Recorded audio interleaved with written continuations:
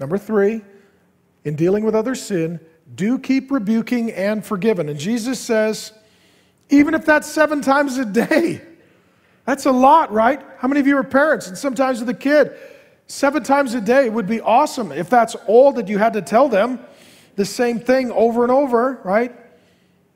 Do not do that. You turn around, come back, what are you doing?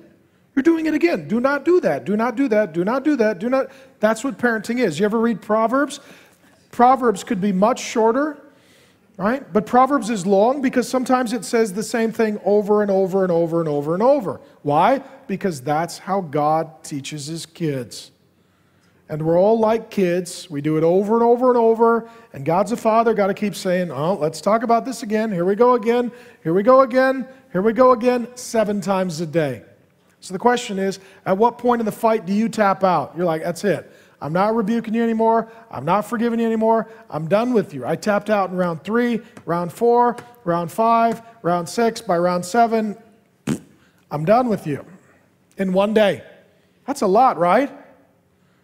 7 times you get sinned against by the same person in the same way on the same day. That's a lot. Jesus says, rebuke, forgive. Rebuke, forgive. If it takes 7 times a day, and 7 is in the Bible the number of perfection, so he's kind of just saying here, whatever it takes, you rebuke them, they repent, you forgive, that's how it should go. Where's your number? At what number with what person did you just tap out and say, that's it, I don't forgive them, I'm bitter, I'm jaded, I'm done, I'm not even going to try. Jesus says, don't do that. Don't do that. Because if you love God and you love them, you're going to keep rebuking and working toward forgiveness. Cyril of Alexandria, he was an early church father. He had an interesting statement on this principle. He said, we need to deal with sinners the way that God, or that rather a doctor deals with those who are sick. Right? Can you imagine going into your doctor, saying, I'm sick? He's like, this is the 6th time. I'm done with you.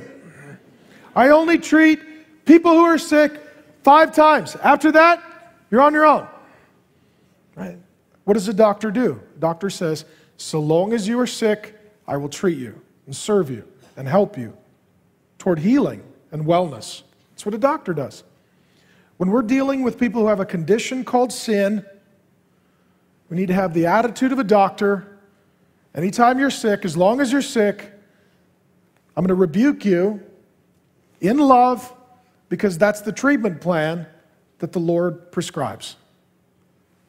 And you know what? We want this when we sin, right? We want people to lovingly pursue us, at least you should, and rebuke us, and not give up on us, but patiently endure with us. And so we need not be hypocrites.